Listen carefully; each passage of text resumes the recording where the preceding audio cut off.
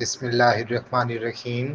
Senior اداکارہ نشو بیگم نے ماضی کو یاد کرتے ہوئے بتایا ہے کہ لیجنڈری اداکار وحید مراد سیٹ پر سب کے ساتھ شرارتیں کیا کرتے تھے اور کئی بار انہیں اتنا تنگ کرتے کہ وہ رو بھی دیا کرتی تھیں۔ نشو بیگم نے حال ہی میں ایک پوڈ کاسٹ میں گفتگو کرتے ہوئے پاکستان فلم انڈسٹری کے معروف اداکار وحید مراد کو یاد کیا۔ ان کا کہنا تھا کہ وحید مراد پاک و ہند کے وہ ہیرو تھے جو آج بھی مقبول ہیں۔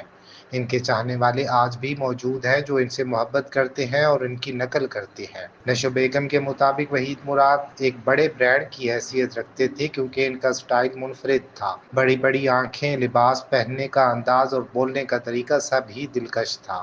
وہ جب کبھی بھی کسی لڑکی کی آنکھوں میں دیکھتے تو وہ ان سے ضرور متاثر ہوتی تھی۔ انہوں نے بتایا کہ ایک مرتبہ فلم کی شوٹنگ کے دوران جب وہ خراب موڈ کے ساتھ سیٹ پر آئیں تو وحید مراد نے ان کا دوپٹہ اوڑھ کر ان کی نقل اتاری اور انہیں ہنسنے پر مجبور کر دیا۔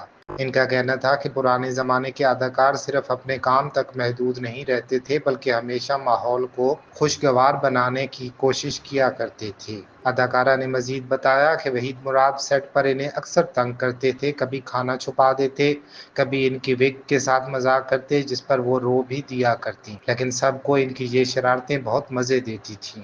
نشو بیگم نے کہا کہ ایک مرتبہ انہوں نے ایک اسپاٹ بوائے وحید کو ڈانٹ کر وحید مراد سے بدلہ لینے کی کوشش کی۔ اگلے دن وحید مراد ایک لڑکی کو سیٹ پر لے آئے جس کا نام بھی نشو تھا اور سب کے سامنے اس لڑکی کو ڈانٹنا شروع کر دیا، یہاں تک کہ وہ رونے لگ گئیں۔ اس پر وحید مراد نے کہا کہ اب اصل بدلہ پورا ہوا۔ انہوں نے کہا کہ وحید مراد کی یہی شرارتیں کبھی انہیں تنگ کرتی ہیں اور کبھی ہنسنے پر مجبور کر دیتی تھیں۔ کئی بار وہ یہ بھی سوچتی کہ دوبارہ ان کے ساتھ کام نہیں کریں گی، لیکن وحید مراد ہمیشہ انہیں راضی کر لیا کرتے تھے۔ خیال رہے کہ وحید مراد کو پاکستان فلم انڈسٹری کا چاکلیٹی ہیرو کہا جاتا ہے۔